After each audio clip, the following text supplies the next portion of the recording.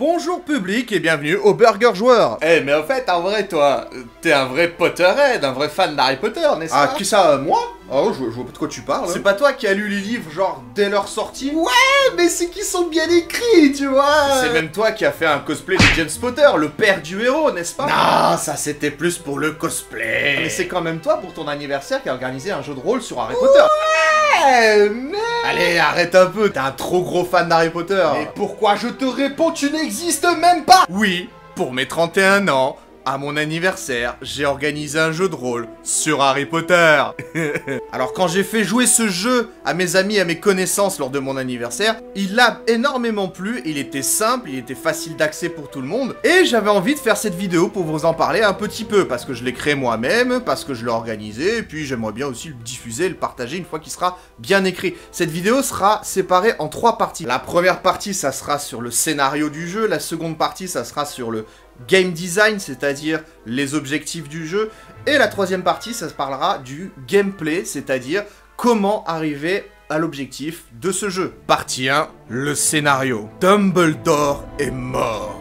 Harry Potter est en fuite. Le ministère de la magie est contrôlé par Voldemort et ses mange-morts. Et cette année à Poudlard avec Rogue comme directeur est l'une des plus atroces de ces décennies. L'armée de Dumbledore, qui est composée d'élèves de Poudlard, a des informations sur Harry Potter à faire parvenir à l'Ordre du Phénix. Et donc ils profitent de leurs vacances de Noël pour aller sur le chemin de traverse incognito pour essayer de faire passer ces indices à leurs alliés. Mais les mange-morts sont au courant de cette information et eux aussi ont infiltré le chemin de traverse pour essayer d'intercepter le maximum de ces informations. Donc ça c'est un petit peu l'histoire, le scénario qui met dans l'ambiance et dans le jeu de rôle. Maintenant on va voir comment on y joue. C'est très simple, hein, rassurez-vous. Partie 2, le game design. Si vous connaissez le loup-garou tierce-lieu, vous avez déjà un bon exemple. En fait, chaque joueur commence avec un passeport. Dans ce passeport, chaque joueur a son personnage et sa faction, s'il en a une. Alors, comme je l'expliquais dans le scénario, il y a 3 factions. L'armée de Dumbledore, l'Ordre du Phénix et les mange-morts. Il existe aussi des personnages neutres qui sont là vraiment rien que pour eux. Dans chaque passeport, chaque joueur reçoit aussi des objets. Alors là, par exemple, bon, j'ai un médaillon de Salazar Serpentard. J'ai forcément un indice sur Harry Potter. Les objets de quête de faction, très important. Il y a aussi l'argent du jeu, voilà, qui sont représentés par des galions. Et on a aussi des objets comme des parchemins de sorts, des objets divers et variés, des balais, des trucs de Quidditch, des rappels-tout. Et on a des masses et des tonnes, en fait, ça va être des objets de quête pour les personnages. Et donc, qui dit objet de quête pour les personnages, dit forcément des quêtes pour les personnages. Dans le passeport, en fait, il y a une description du personnage, et il y a aussi en bas les objectifs. Je crois que je vais prendre la voix de Fred à partir de maintenant. Et il y a aussi les objectifs. Alors, les 3/4 des joueurs qui appartiennent à une faction ont un objectif de faction, donc un objectif d'équipe, j'ai mis.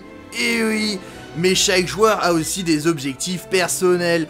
Par exemple, si on lit la feuille de Ginny Weasley, dans cette version, parce que oui, je vais peut-être réécrire le jeu, parce que bon, j'ai peut-être 2-3 petits trucs à changer, mais rassurez-vous, une fois que le jeu sera bien équilibré et bien mis en place, avec plaisir, je partagerai tout ça sur le net, vous pouvez imprimer et jouer avec vos amis pour pouvoir rassembler entre 10 et 30 joueurs, c'est tout. Bon bref, par exemple, Ginny Weasley, elle doit être en possession d'un balai à la fin du jeu, et elle doit ensorceler, empoisonner un membre de l'équipe des mange-morts. Bon après sur le passeport il y a vite fait des conseils pour les débutants et aussi derrière les règles du jeu pour que les joueurs puissent s'en souvenir plus facilement. On sait jamais. Bien sûr ce passeport est complètement personnel et normalement c'est interdit de le montrer aux autres joueurs. C'est un peu comme au loup-garou de tierce-lieu, quand vous recevez votre personnage, vous le gardez pour vous et il n'y a que vous qui sachiez qui vous êtes vraiment. Le but du jeu c'est de deviner qui sont les autres, pour voir qui sont vos alliés, qui sont vos ennemis, pour essayer de commercer avec eux, pour essayer de remplir les objectifs de faction avec eux, ou au contraire d'essayer de s'infiltrer, de se faire passer pour quelqu'un d'autre, etc., etc. Ces genres de pseudo-murder, jeu de rôle, loup-garou, tierce-lieu mélangé, sauce personnelle. Moi j'avais testé celui de Star Wars qui a été créé par Omnium, et j'ai kiffé.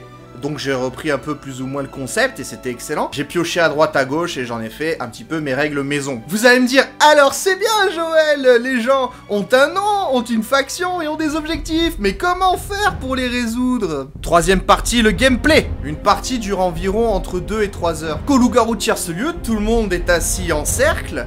Et on parle chacun plus ou moins à tour de rôle pour essayer de deviner qui est un méchant, qui est un gentil, pour essayer de tuer des gens, etc. etc.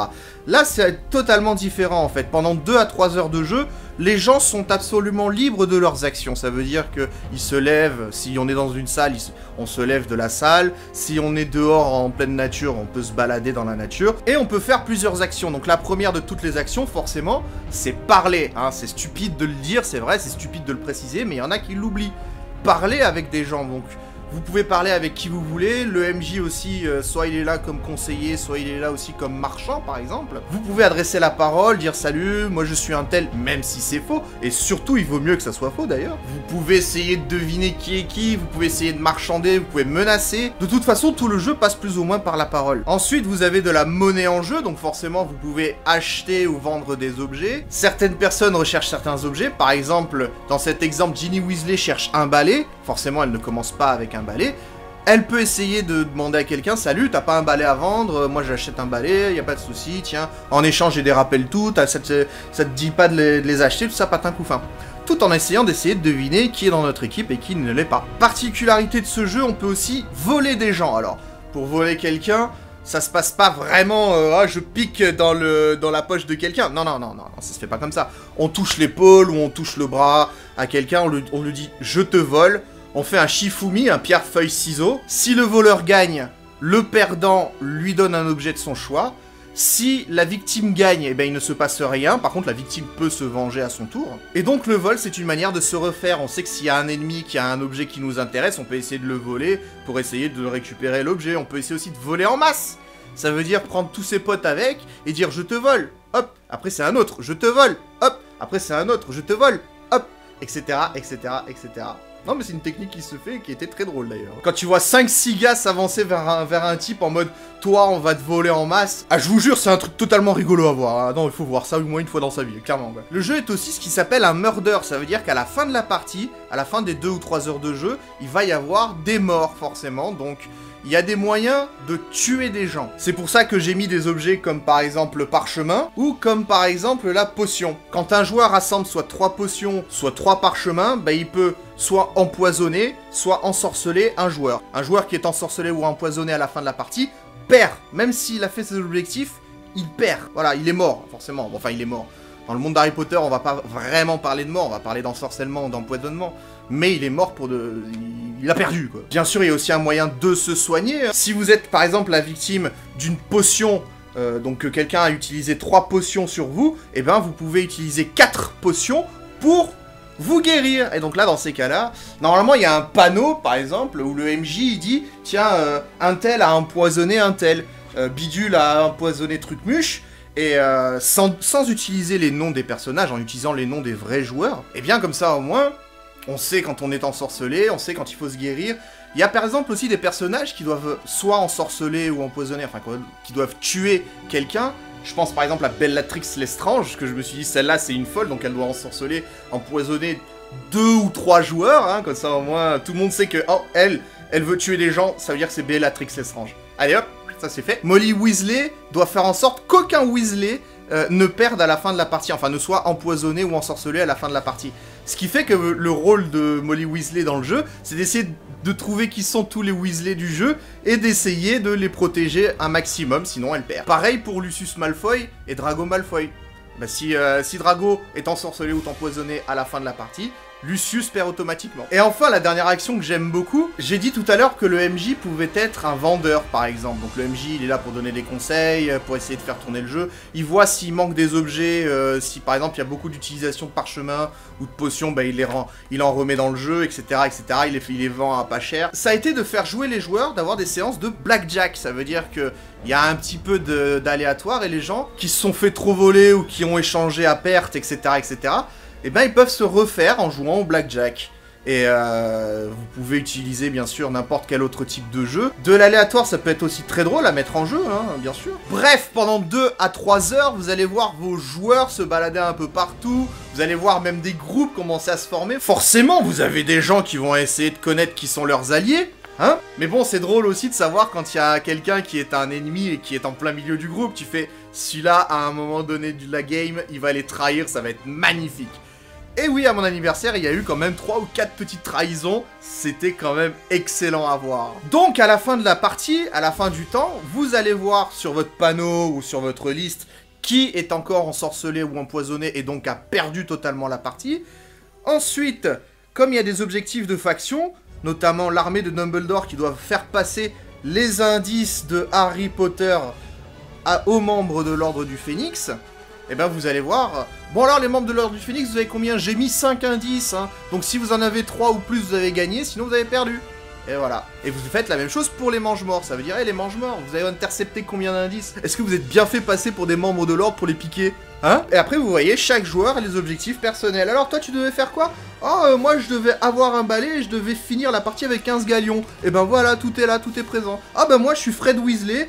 Donc George Weasley est toujours vivant, donc j'ai gagné. Ok, d'accord.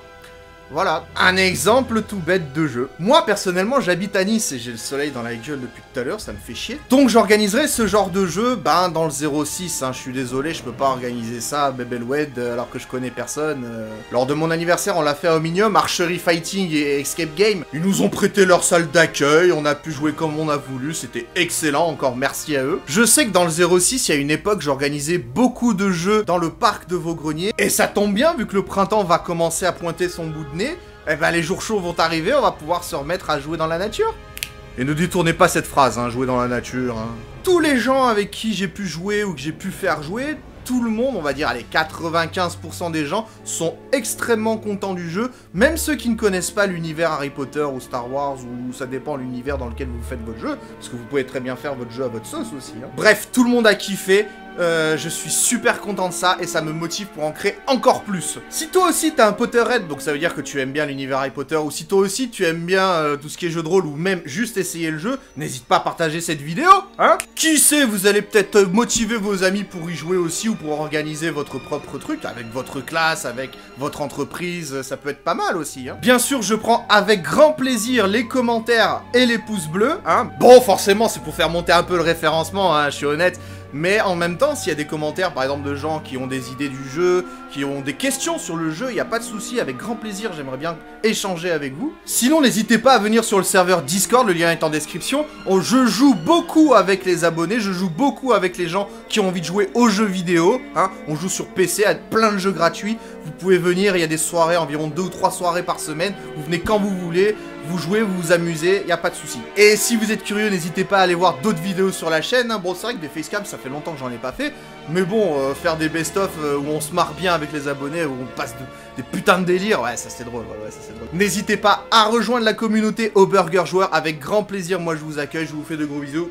Et je vous dis à la prochaine pour une prochaine vidéo. Salut!